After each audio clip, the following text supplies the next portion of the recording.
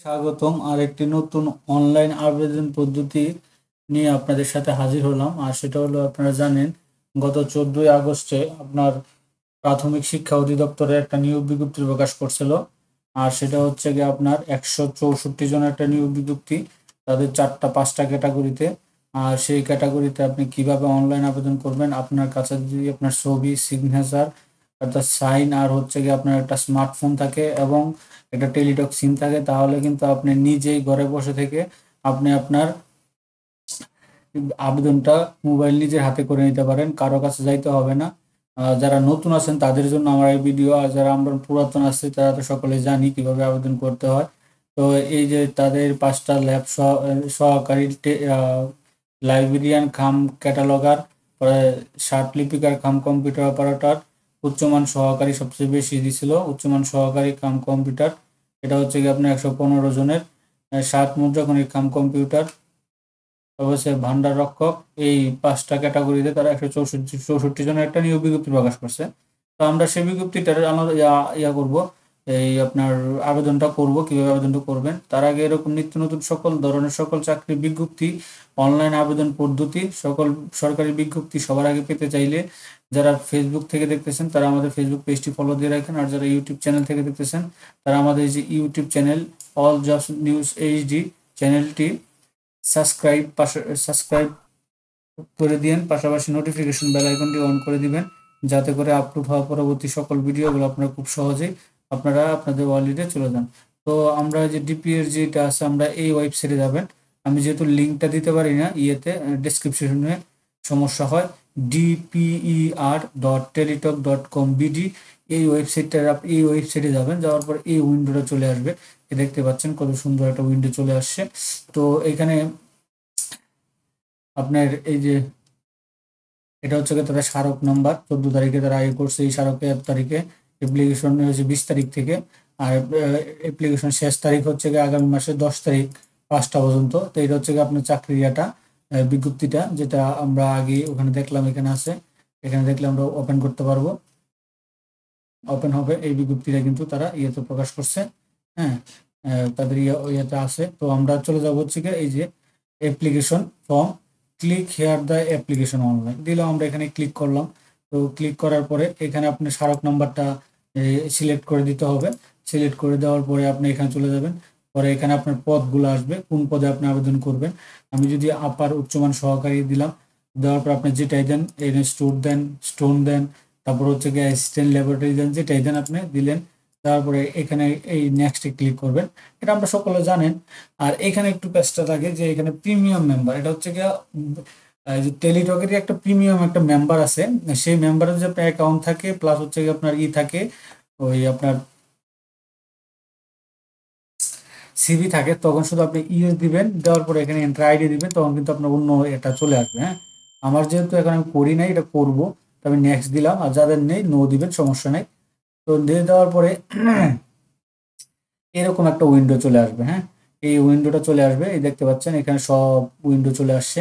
তো উইন্ডোতে এখানে কি দিয়েছে দেখেন, এখানে তারা হচ্ছে প্রথমে বলতেছে application name, applicated name, application name দিবেন, বাংলাতে দিবেন। তারপর ফাদার্স নেম দিবেন, mother's name Bangla, father's name Bangla দিবেন, মাদার্স নেম দিবেন, তারপরে মাদার্স নেম বাংলা দিবেন, এখানে আপনার জন্ম তারিখ দিবেন, তারপরে এখানে আপনার ন্যাশনালিটি দিবেন, তারপরে এখানে আপনার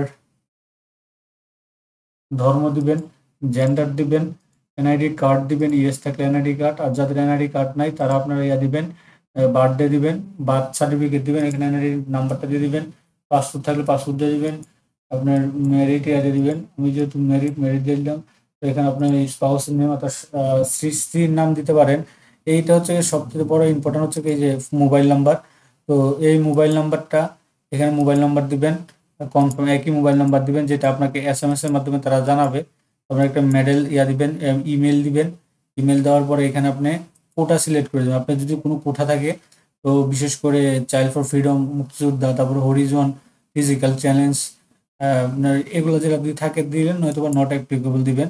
তো ডিপার্টমেন্টাল স্টার, আপনি কি কেউ কি আপনার থাকে কিনা, ওই গভর্নমেন্ট জব করে কিনা এখানে, সেটা আপনার এখানে সিলেক্ট করবেন। যদি না থাকে তখন আপনি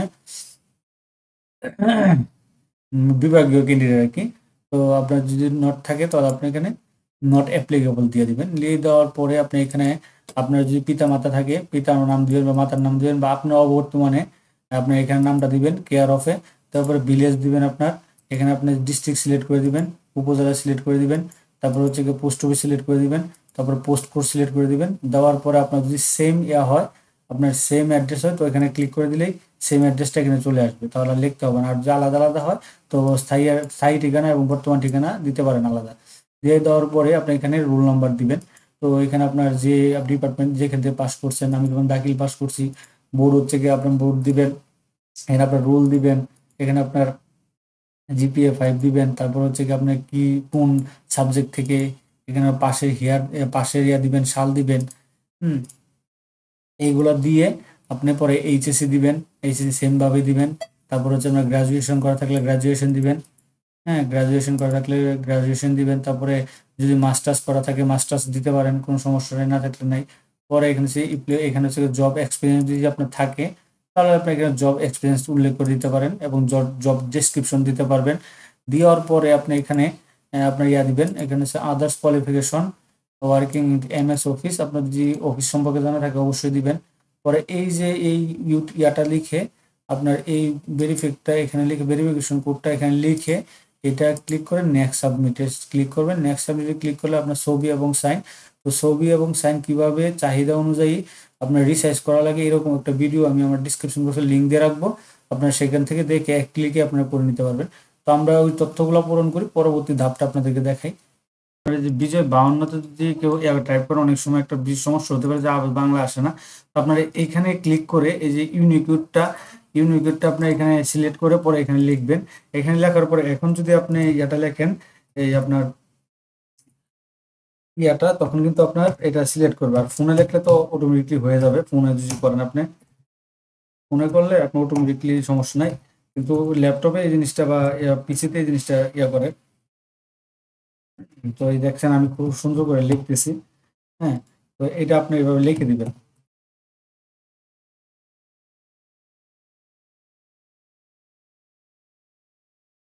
এই যে তো দেখেন আমি এখানে সব তথ্যগুলো দিয়ে দিয়েছি, হ্যাঁ এখানে আমি সব তথ্যগুলো দিয়েছি। দেওয়ার আগে আপনি সব মিলিয়ে নিবেন যে সবকিছু ঠিক আছে কিনা।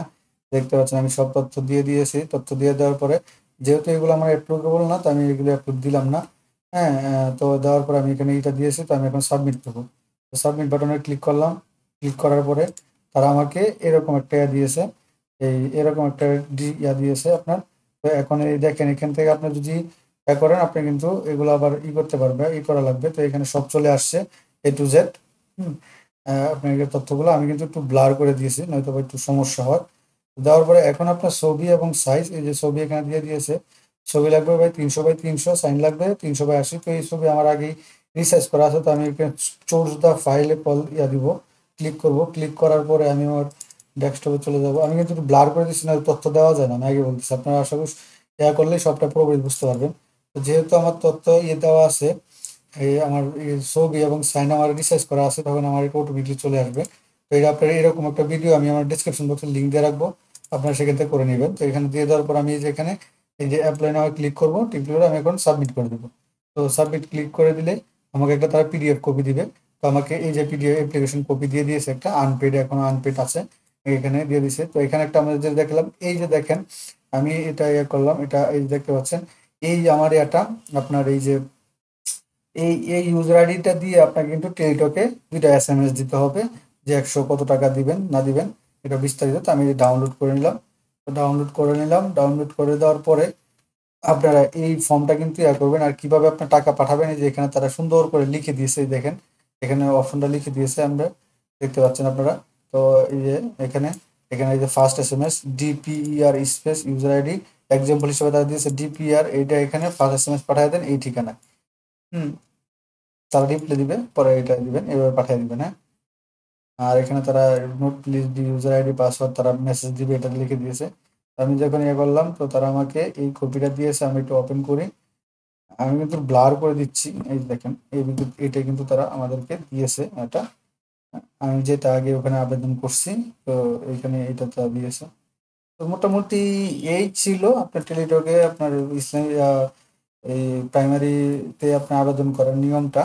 তো এরকম নিত্য নতুন সকল ধরনের সকল চাকরির পাশাপাশি সকল ধরনের আপনার আবেদন পদ্ধতি আপনি পেতে চাইলে যারা এখন পর্যন্ত আমাদের এই যে অল জবস নিউজ এইডি চ্যানেলটি সাবস্ক্রাইব করেন না, চ্যানেলটি সাবস্ক্রাইব করে দিন, পাশাপাশি নোটিফিকেশন বেল আইকনটি অন করে দিন এবং লাইক কমেন্ট শেয়ার করে দিন। সকলে ভালো থাকেন, সুস্থ থাকেন, আল্লাহ হাফেজ।